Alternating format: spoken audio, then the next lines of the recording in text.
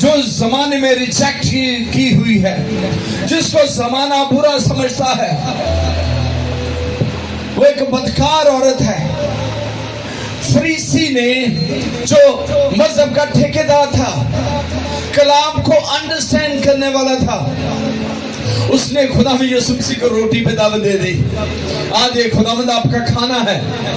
خداوند اس کے گھر آتا ہے، اور جب وہ بدکار عورت خداوند یسوع مسیح کے گھر میں آتی ہے، وہ جب آتی ہے تو خداوند یسوع مسیح کے قدموں میں جھک جاتی ہے، اور جب قدموں میں جھکتی ہے تو قیمتی عطر جو بڑا مہنگا ہوتا ہے وہ یسوع مسیح کے پاؤں پر انڈیل دیتی ہے، اپنے بالوں سے اس کے پاؤں کو پوچھتی ہے اور اس کو صاف کرتی ہے۔